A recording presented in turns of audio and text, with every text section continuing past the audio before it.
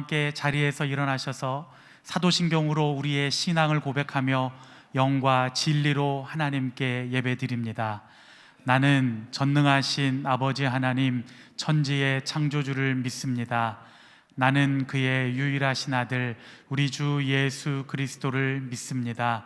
그는 성령으로 잉태되어 동정녀 마리아에게서 나시고 본디오 빌라도에게 고난을 받아 십자가에 못 박혀 죽으시고 장사된 지 사흘 만에 죽은 자 가운데서 다시 살아나셨으며 하늘에 오르시어 전능하신 아버지 하나님 우편에 앉아 계시다가 거기로부터 살아있는 자와 죽은 자를 심판하러 오십니다. 나는 성령을 믿으며 거룩한 공교회와 성도의 교제와 죄를 용서받는 것과 몸의 부활과 영생을 믿습니다. 아멘.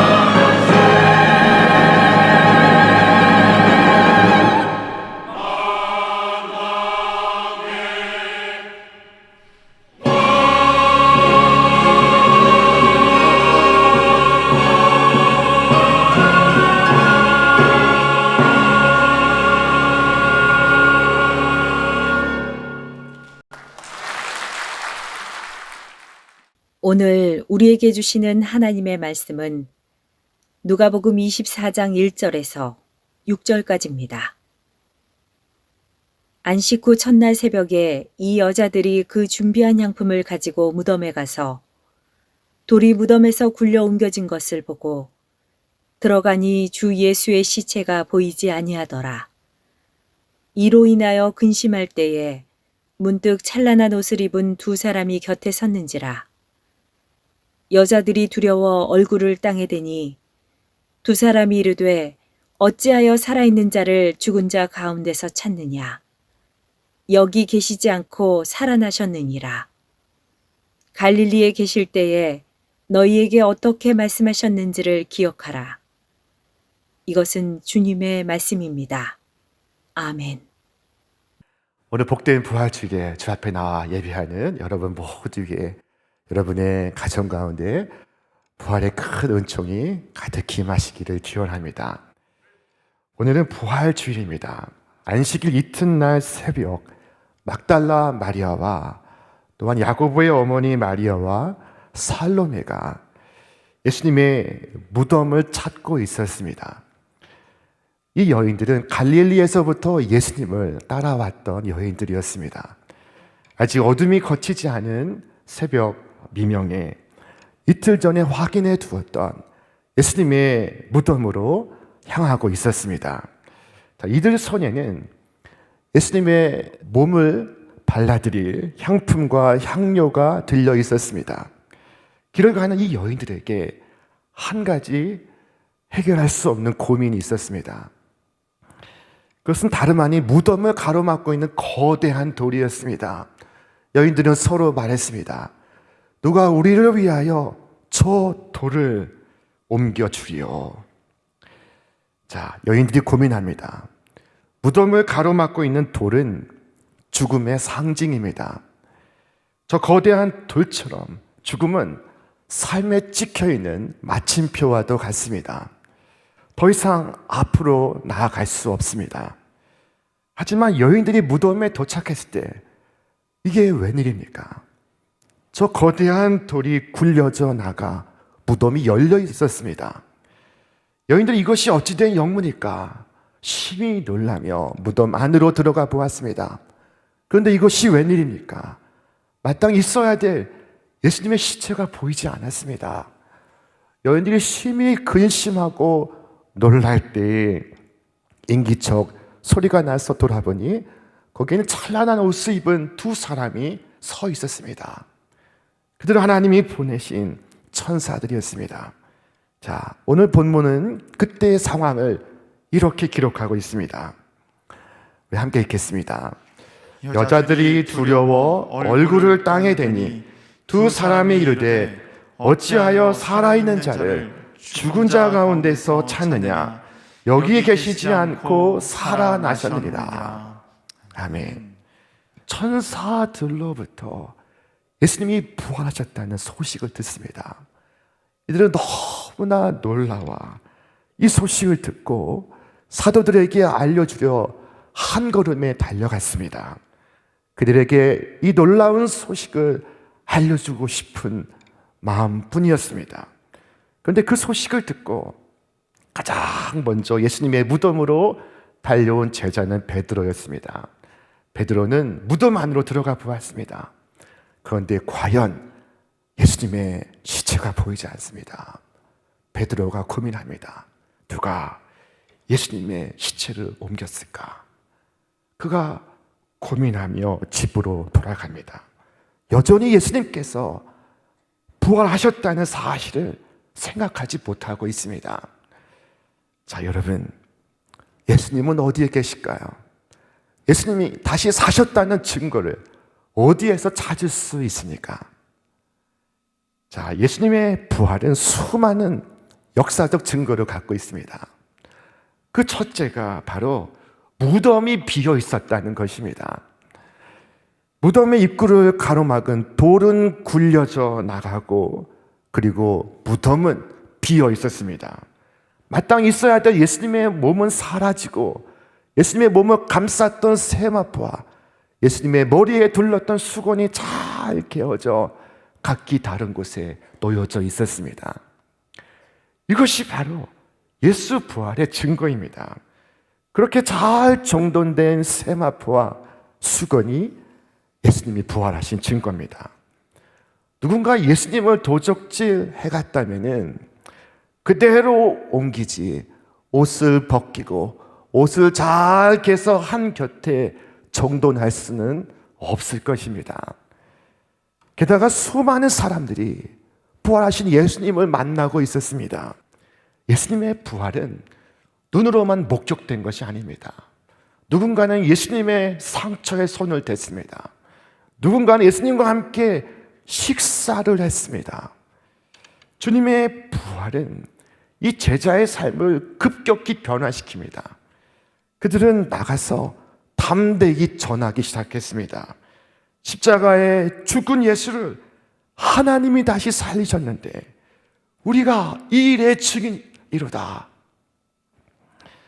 여러분, 이들이 누구입니까? 두려워 숨어있던 사람들 아닙니까?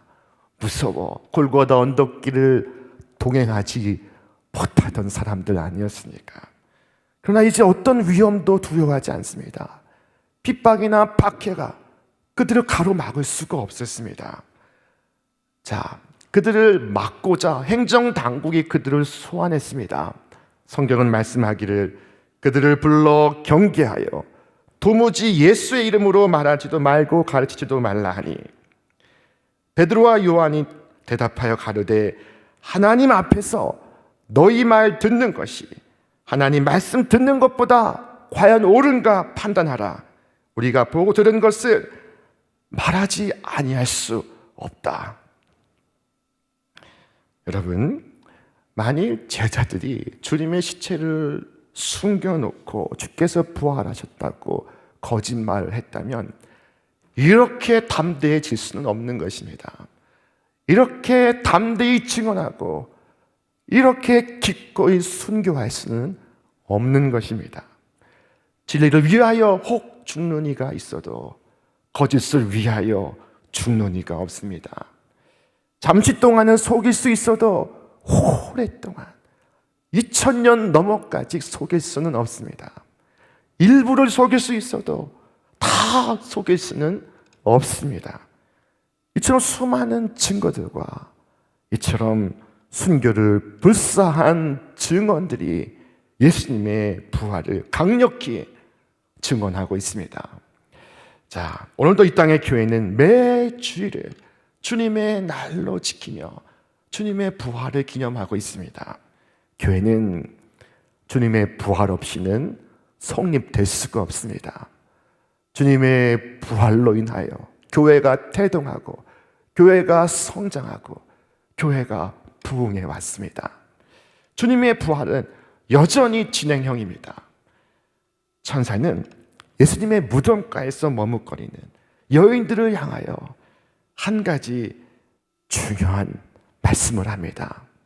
어찌하여 산자를 죽은 자 가운데서 찾느냐?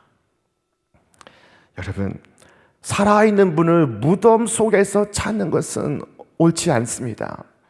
어찌하여 산자를 죽은 자 가운데서 찾느냐 하신 말씀은 왜 죽은 예수를 찾느냐? 산 예수를 만나라 하시는 것입니다. 왜 우리의 믿음이 연약합니까? 그것은 죽은 예수를 만나기 때문입니다. 여러분, 사람을 찾을 때는 서울에 있는 사람을 부산 가서 찾을 수가 없습니다. 저 서울에 있어야 될 사람을 LA에서 찾아 헤맬 수는 없는 것입니다. 그 사람이 없는 곳에서는 절대로 찾을 수 없습니다. 그와 마찬가지로 그리스도가 발견될 수 없는 장소가 있습니다. 그런 곳이 어떤 곳입니까? 자, 첫 번째로 많은 사람들이 찾는 것이 무수한 신들의 세계입니다. 미신 속에서 주님을 찾습니다. 수많은 미신들 가운데 부활하신 주님을 찾습니다. 사도 바울이 한 번은 그리스의 아덴을 방문했다가 수많은 신들을 목격했습니다. 우리 말씀 같이 읽겠습니다. 바울이 아레오바고 가운데 서서 말하되 아덴 사람들아 너희를 보니 범사에 종교심이 많도다. 내가 두루 다니며 너희가 위하는 것들을 보다가 알지 못하는 신에게라고 새긴 단도 보았으니 그런즉 너희가 알지 못하고 위하는 그것을 내가 너희에게 알게 하리라. 여러분, 아테네의 수많은 신들 가운데 부활의 주님이 계실까요? 그렇지 않습니다. 수많은 신들의 무덤 속에 살아계신 그리스도가 거하시지 않습니다. 그곳에 구원이 없습니다. 어떤 사람들은 도덕에서 찾습니다. 예수님 당시에 바리새인들은 이 도덕과 율법을 강조했습니다.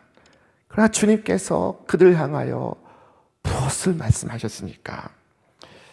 화 있을진저 외식하는 서기관들과 바리새인들이여, 회칠한 무덤 같으니 겉으로는 아름답게 보이나 그 안에는 죽은 사람의 뼈와 모든 더러운 것이 가득하도다.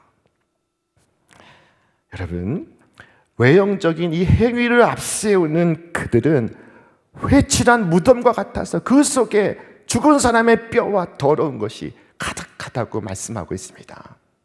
예수님은 무덤 속에 계시지 않습니다. 어찌하여 살아계신 그리스도를 무덤 속에서 찾고 있습니까? 외형적인 형식 속에서 부활의 생명을 찾을래야 찾을 수가 없습니다. 자, 어떤 사람들은 인간 본성 속에서 그리스도를 찾습니다. 여러분, 자신의 본성 속에 들어가서 거기 신이 계십니까? 거기 그리스도가 계십니까? 아무리 불러봤자 슬퍼하고 낙담할 것입니다. 그것은 이상한 일이 아닙니다. 사도 바울은 자신을 두고 말했습니다. 오라, 나는 곤고한 사람이로다. 이 사망의 몸에서 누가 나를 건져내랴. 많은 사람들이 자신 속에서 어떤 선한 것을 발견하기를 원하지만 헛수고를 하고 있을 뿐입니다. 우리의 본성은 우리에게 말하고 있습니다. 여기에 그리스도가 안 계시다. 여기에 주님이 계시지 않다. 그분은 여기 계시지 않습니다. 그때 이 무덤을 찾은 여인들에게 천사가 한 가지 사실을 상기시키고 있습니다. 갈릴리에 계실 때 너희에게 어떻게 말씀하셨는지를 기억하라. 이르시기를 인자가 죄인의 손에 넘겨져 십자가에 못 박히고 제3일에 다시 살아나야 하리라 하셨느니라 한데, 그들이 비로소 예수의 말씀을 기억하고, 예수님은 누차 말씀해 오셨던 것입니다. 여러 차례 말씀하셨습니다. 그리고 말씀하신 대로 이루어졌습니다. 그들이 비로소 이 말씀을 기억해내고 있습니다.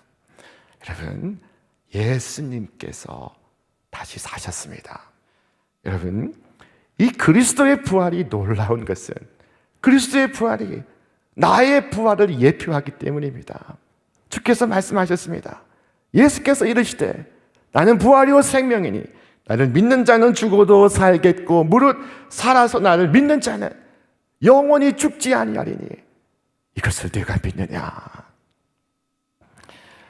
주께서 우리에게 물으십니다. 여러분 믿습니까? 이것을 믿는 자는 인생의 마지막을 아는 사람입니다. 우리의 끝은 죽음이 아닙니다. 우리의 끝은 패배가 아닙니다. 우리의 끝은 생명이요, 우리의 마지막은 승리입니다.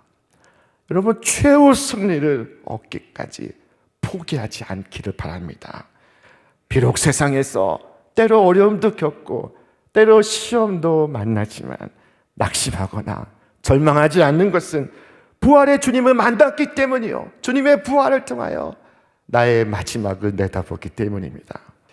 자, 성경의 고린도전서 15장 일명 부활장에서 사도 바울이 이처럼 전하고 있습니다. 우리 함께 읽겠습니다. 우리 주 예수 그리스도로 말미암아 우리에게 승리를 주시는 하나님께 감사하노니, 그러므로 내 사랑하는 형제들아 견실하며 흔들리지 말고 항상 주의 일에 더욱 힘쓰는 자들이 되라. 이는 너희 수고가 주 안에서 헛되지 않은 줄 알미라. 흔들리지 말고 포기하지 말고 더 더욱 힘쓰는 자들이 되라. 이는 지금 너희의 수고가 헛되지 않은 줄 압니다. 이 부활을 나사로만큼 실감나게 경험한 사람은 아마 없을 것입니다. 예수님께서 나사로의 무덤 앞에서 그를 불러내십니다. 나사로야, 나오라. 그때 죽음이 나사로를 묶어둘 수가 없었습니다. 당시 나사로의 상태는 절망적이었습니다. 절망보다 더 강한 표현이 있다면 바로 그 표현에 해당이 되었습니다. 그는 이미 죽어 있었습니다. 죽은 지 나흘이나 되어 냄새가 나고 있었습니다. 그것은 그야말로 완벽한 절망이었습니다. 세상이 다 끝났다고 말하는 순간이었습니다. 그런데 주님은 아랑곳하지 않고 마치 잠자는 자를 깨우듯이 불러내십니다. 나사로야, 나오라. 바로 그때 이 죽음이 굴려가고 마침표가 쉼표로 바뀌고 있었습니다. 죽은 나사로가 걸어 나오고 있었던 것입니다. 자, 성경이 말씀합니다. 잠자는 자여, 깨어서 죽은 자들 가운데서 일어나라. 그리스도께서 너에게 비추이시라 하셨느니라. 여러분, 자는 자와 죽은 자를 대비하고 있습니다. 자는 자는 다시 깰 수 있는 자입니다. 그러나 죽은 자는 깨어날 수 없는 자입니다. 자는 것은 삶의 쉼표를 찍는 것이지만 죽는 것은 삶의 마침표를 찍는 것입니다. 주님은 실패와 절망, 죄와 죽음에 사로잡혀 있는 우리를 향하여, 다 끝났다고 생각하는 우리를 향하여 불러내십니다. 나사로야, 나오라. 잠자는 자야, 깨어라. 여러분, 예수님의 부활을 나의 부활로 믿고 살아가시기를 바랍니다. 결코 눈앞에 절망의 마침표를 찍지 마십시오. 절망의 마침표를 소망의, 희망의 쉼표로 바꾸시기 바랍니다. 사람들은 죽음에 대하여 마침표를 찍는데 주님은 죽음에 대하여 쉼표를 찍습니다. 죽음의 돌을 굴려내십니다. 자, 우리 거대한 돌을 사이에 두고 돌 너머에 있는 주님을 염려합니다. 그러나 실상은 거대한 돌에 막혀있는 사람은, 그곳에서 신음하는 사람은 주님이 아니시라 우리 자신입니다. 부활의 주님은 죄와 슬픔과 절망에 잡혀있는 우리를 위하여 돌을 굴려내시고 우리를 불러내십니다. 우리를 풀어내십니다. 그래서 마침표를 쉼표로 바꾸십니다. 그러므로 우리의 끝은 절망이 아닙니다. 우리의 끝은 구원이요, 우리의 마지막은 생명이요, 우리의 결국은 승리입니다. 여러분, 이 부활의 주님은 내 마음에 보시고 부활의 삶을 살아가시기를 바랍니다. 이 땅에서 영원까지 이 부활의 삶을 살아가시기를 바랍니다. 무덤이 여러분을 가두지 못하게 하십시오. 이미 무덤은 파멸했고 사망은 그의 쏘는 것을 잃어버렸습니다. 사도 바울은 외치기를, 사망아, 네가 쏘는 것이 어디 있느냐 라고 말했습니다. 이 주님의 부활은 우리 믿는 성도들에게 큰 기쁨의 소식입니다. 성도들이 용기를 내었습니다. 예수님을 모른다, 요종 앞에서 3번이나 부인하고 맹세하던 베드로, 다 뿔뿔이 도망갔던 이 사도들이 이제는 말합니다. 베드로와 사도들이 대답하여 이르되, 사람보다 하나님께 순종하는 것이 마땅하니라. 너희가 나무에 달아 죽인 예수를 우리 조상의 하나님이 살리시고 그를 오른손으로 높이사 임금과 구주로 삼으셨느니라. 여러분, 제가 오늘 말씀드리고 있는 분은 죽은 분이 아닙니다. 그분은 살아나셨습니다. 그리고 자신을 통하여 하나님께 나아오는 자를 누구든지 구원해 주십니다. 마음이 슬픈 여러분, 고난 중에 절망하는 여러분, 다 주님께 나오십시오. 구주께서 여전히 살아 계셔서 지금도 우리를 구원하시고 당신의 따뜻한 가슴으로 회개한 우리를 사하시고 품어주시고 붙드시고 구원해 내십니다. 이것이 바로 우리 기독교의 복음인 것입니다.